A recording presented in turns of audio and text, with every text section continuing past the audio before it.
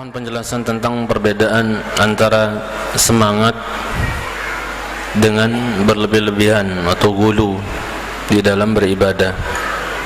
Karena di masyarakat yang awam, sikap kita dalam menjalankan ibadah dianggap berlebih-lebihan.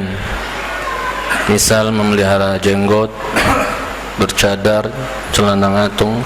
Baik. Jamaah sekalian cintai, ini kembali kepada cara maksudnya membahasakannya mungkin masing-masing orang berbeda ya. Kalau saya boleh katakan bahwa kalau semangat itu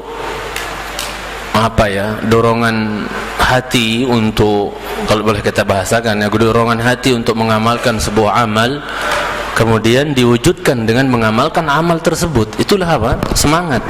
Paling tidak begitu kan semangat ya. Adanya dorongan dalam hati untuk mengamalkan sebuah amalan syariat gitu kan, yang diperintahkan, kemudian diwujudkan dalam bentuk pengamalan daripada amal tersebut. Yaitu semangat dan sesuatu yang dituntut. Ya tidak?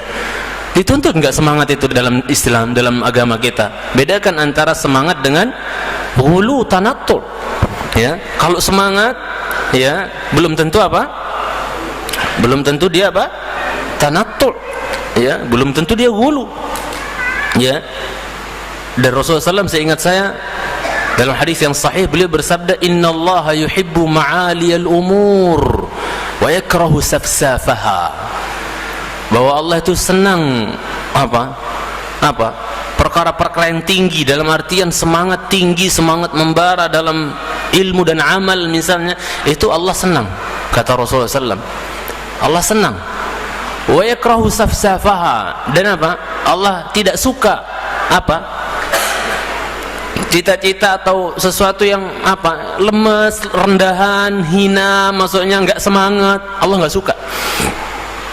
Kita dituntut dalam Islam ini, dalam ilmu dan amal, contohnya ulul himmah, yaitu punya semangat yang tinggi.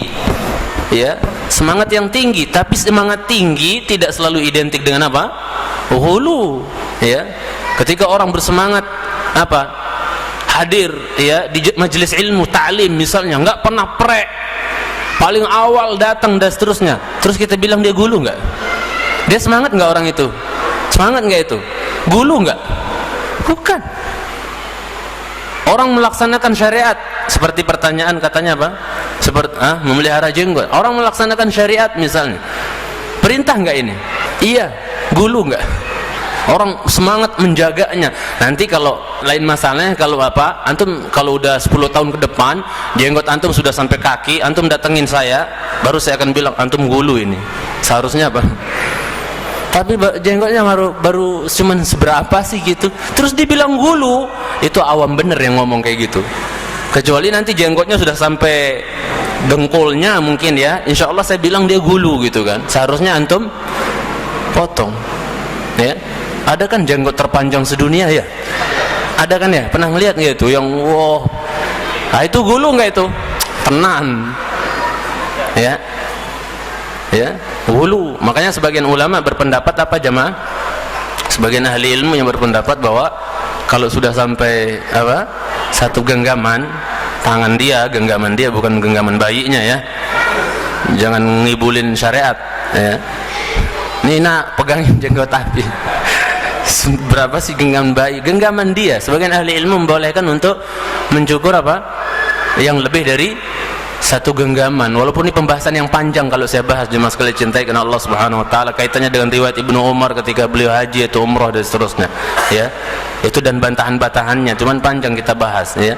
Ala kulli hal, yang kita tahu ijma' dari para ulama, ijma' satu, membiarkan tumbuh jenggot, ijma' wajib, ijma' sepakat ya para ulama. Kedua, ijma' para ulama haram mencukur habis. Kemudian ijma' yang ketiga dalam masalah jenggot, haram mencukur kurang dari satu genggam. Falyattaqullah ya. Itu jemaah sekalian cintai, itu tiga ijma' yang dinukil oleh para ulama.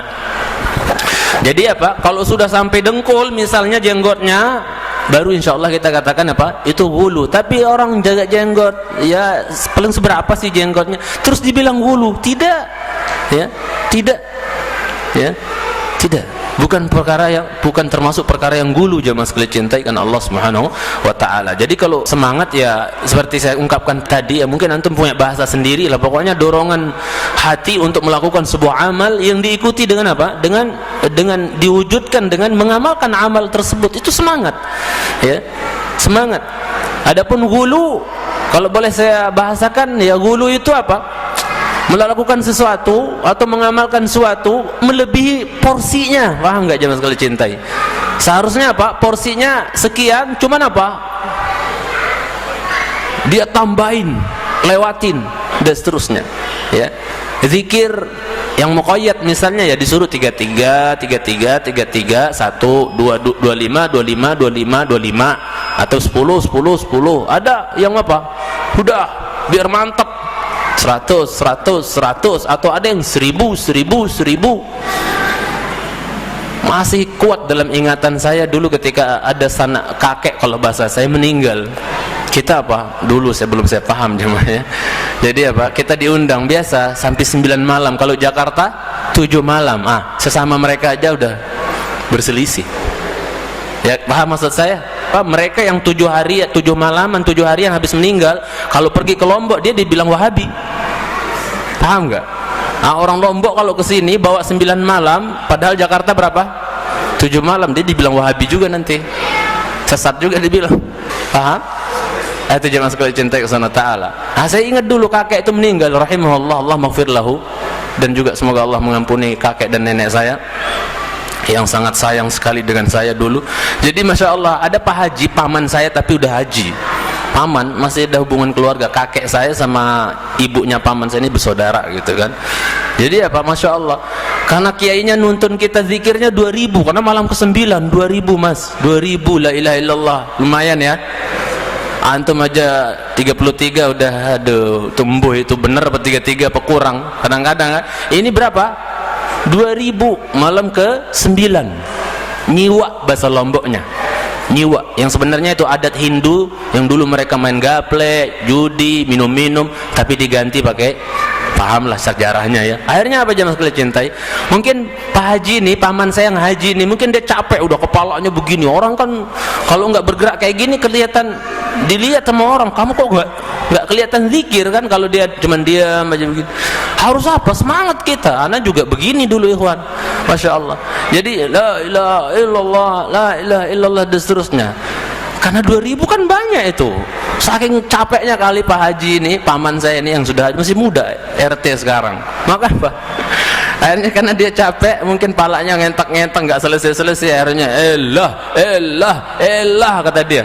Ya, ngeluh gitu karena banyak banget nggak selesai-selesai kiainya, sedangkan dagingnya, sopnya udah nunggu gitu kan ibaratnya. Maka stres kali dia, saking capeknya dia taruh pecinya di dengkulnya.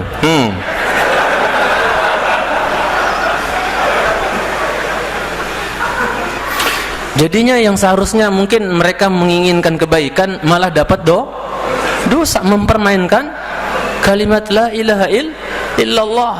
Dan mudah-mudahan Allah mengampuni beliau, karena mungkin beliau lakukan karena keawaman ya, nggak paham gitu jemaah sekalian cintai. Itulah pokoknya nggak sunnah itu bikin capek. Makanya kalau ada orang ngundang antum untuk melakukan ritual nggak sesuai dengan sunnah, capek deh, bilang gitu aja. Jemaah sekalian cintai kepada Allah Ta'ala. Wallahu a'lam.